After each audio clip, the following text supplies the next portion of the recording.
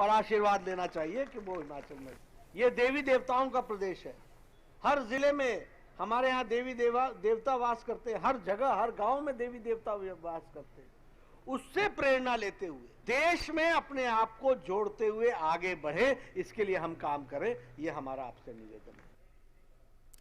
कार्यक्रम को अपने संबोधन में केंद्रीय मंत्री अनुराग सिंह ठाकुर ने कहा कि हिमाचल प्रदेश के लोगों की ईमानदारी के कारण सभी लोग उनसे जुड़ना चाहते हैं। उन्होंने कहा कि मोदी सरकार ने प्रदेश का चहुमुखी विकास किया है। हिमाचल प्रदेश में देश का शायद ही कोई ऐसा बड़ा प्रोजेक्ट होगा जो हिमाचल प्रदेश में नहीं बन रहा।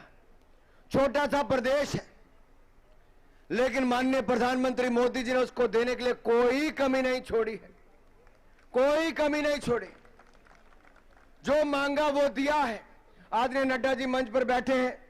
नड्डा जी जब स्वास्थ्य मंत्री बने तो देखिए हिमाचल प्रदेश के लिए हमारा एम्स अस्पताल हो, मेडिकल कॉलेज हो, पीजीआई हो, बड़े बड़े अस्पताल हो, मदर एंड चाइल्ड अस्पताल की बात हो, किसी तरह से स्वास्थ्य केंद्रों की कोई कमी नहीं छोड़ी। तो आदरणीय नड्डा जी ने हमारे हिमाचल प्रदेश के लिए कोई ऐसी कमी नहीं छोड़ी, सब कुछ मंजूर करने का काम किया है। अनुराग ठाकुर ने प्रदेश के सभी निवासियों से स्वर्णिम हिमाचल प्रदेश बनाने के लिए मिलकर काम करने की अपील की। जयराम जी की सरकार 4 साल पहले बनी, जो केंद्र के प्रोजेक्ट थे वो भी, जो राज्य के प्रोजेक्ट थे वो भी, उनको धरातल पर लागू करने के लिए पूरा प्रयास किया। हिमाचल में चहुमुखी विकास करने का काम किया है और हम विश्वास दिलाते हैं, जितने हमारे भाई बहन यहां पर खड़े हैं, आप और हम मंच पर जो बैठे हैं, वो मिलकर अपने हिमाचल प्रदेश को स्वर्णिम हिमाचल प्रदेश बनाने का काम लगातार करते रहेंगे मेरे भाई और बहन। इस अवसर पर हिमाचल प्रदेश के मुख्यमंत्री ने कहा कि हिमाचल के लोग भले ही अपने राज्य से दूर रहते हैं, लेकिन उनकी आत्मा अपने प्रदेश में ही बसती है। हिमाचल के लिए ये बहुत प्रसन्नता का विषय है कि हिमाचल से दूर भी हिमाचल के लोग हिमाचल के साथ दिल से जुड़े हुए हैं।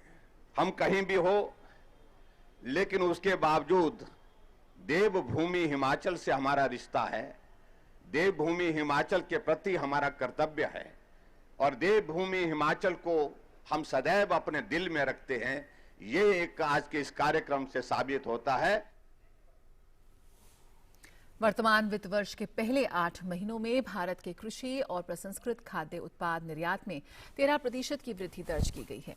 इसी अवधि की अपेक्षा उत्पादों का निर्यात का दायरा अप्रैल से नवंबर 2020 में $11,671 मिलियन से बढ़ाकर अप्रैल से नवंबर 2021 में $13,261 मिलियन का हो गया है।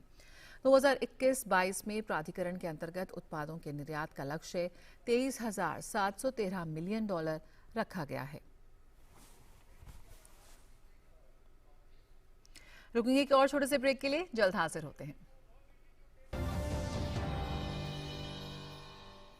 हर जोखिम से निकल कर फसल आए, सुरक्षित हो जाए। फसल बीमा से हर किसान अब आत्मनिर्भर हो जाए। अब सूखा पड़े या बाढ़ आ जाए, कोई डर नहीं। अब ओले पड़े या कीट पतंगे फसल खा जाए, कोई फिक्र नहीं। अब कैसी भी आपदा हमारी फसल पे आ जाए, क्षति होने पर हमारे दावों का उचित भुगतान मिलता है, क्योंकि हमने लिया है प्रधानमंत्री फसल बीमा। बुआई से फसल कटाई तक हर जोखिम का दावा, न्यूनतम प्रीमियम पर अधिकतम भुगतान का वादा। योजना से हर साल जुड़ रहे हैं 5 करोड़ से ज्यादा किसान। अब आपकी है बारी। नजदीकी कृषि कार्यालय, सहकारी समिति, बैंक शाखा, अधिकृत बीमा कंपनी या जन सेवा केंद्र में स्वेच्छा से करा सकते हैं पंजीकरण। फसल बीमा पोर्टल या फसल बीमा ऐप द्वारा भी किया जा सकता है पंजीकरण। प्रधानमंत्री फसल बीमा योजना, आपकी फसलों का संपूर्ण सुरक्षा कवच। कृषि एवं किसान कल्याण मंत्रालय, भारत सरकार।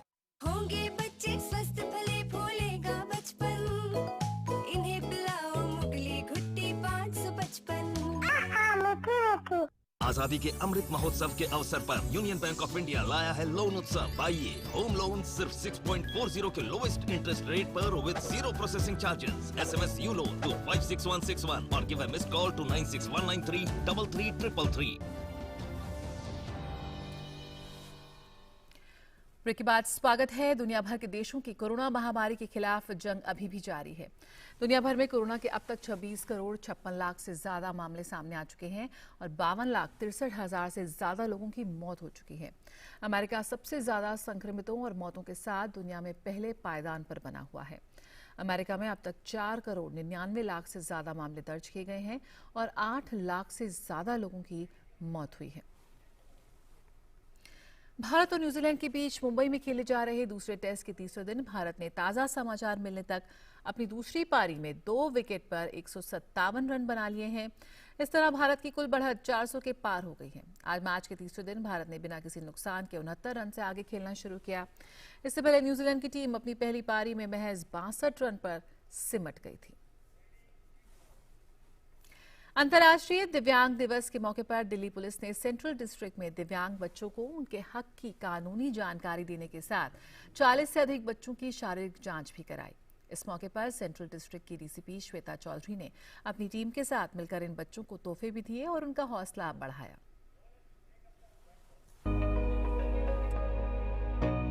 मंजिल उन्हीं को मिलती है जिनके सपनों में चांद होती है, पंखों से कुछ नहीं होता, हौसलों से उड़ान होती है। जी हाँ, हम बात कर रहे हैं उन दिव्यांगों की जो आज देश का नाम रोशन कर रहे हैं। अंतर्राष्ट्रीय दिव्यांग दिवस के मौके पर दिल्ली पुलिस ने फिर से दिल की पुलिस के नारे को बुलंद किया है। दिल्ली पुलिस की सेंट्रल डिस्ट्रिक्ट ने इन दिव्यांग बच्चों की उम्मीदों को नए पंख लगाने के लिए उनके हेल्थ चेकअप के साथ साथ उन्हें उनके हक की कानूनी जानकारी भी दी। इस दौरान 40 से ज्यादा दिव्यांग बच्चों की जांच की गई और उनको प्रोत्साहित करने के लिए डीसीपी श्वेता चौधरी ने अपनी टीम के साथ मिलकर उन्हें तोहफे भी दिए। दिल्ली पुलिस की टीम ऐसे सामाजिक कार्यों में बढ़ चढ़ कर हिस्सा लेती है और उनका मकसद इन युवाओं के अंदर के जोश को बढ़ाए रखना है। They are actually very special. तो जैसे देश के प्रधानमंत्री हमारे मोदी साहब ने इनको नाम दिया है दिव्यांग का, तो आप ये समझिए कि ये दिव्यांग हैं, ये स्पेशल हैं और इनको उसी तरह से इनकी देखभाल भी की जानी चाहिए। तो आज आपने जिस कार्यक्रम में भी देखा, हमने अपनी तरफ से कोशिश की है इनको प्रोत्साहित करने की, इनकी प्रतिभा को और उभारने की, इनको एक मंच देने की। और जो लड़कियां यहाँ पे आज आई थी उन्होंने एक बहुत अच्छा प्रोग्राम भी प्रस्तुत किया। और आपको ये बता दूं कि इन लड़कियों के साथ हम लोग काफ़ी समय से एसोसिएटेड हैं। इनको हम लोगों ने सेल्फ डिफेंस की ट्रेनिंग दी है, इनके साथ हम लोग रेगुलरली योगा करते हैं। पैरा ओलंपिक्स में जैसे बढ़ चढ़ के इन्होंने हिस्सा लिया और हमारे देश के जो एथलीट्स हैं वो इंटरनेशनल मंच पर ओलंपिक्स जैसी जगह पर भी इतना अच्छा उन्होंने प्रदर्शन किया है। तो इसी तरह से अगर आगे प्रोत्साहित करते रहे तो ज़रूर ये लोगों से कंधा मिलाकर कॉम्पिटिशन भी देंगे और जीतेंगे भी। ये दिव्यांग भले ही देख नहीं सकते, लेकिन दुनिया इनकी नजरों से दूर भी नहीं है।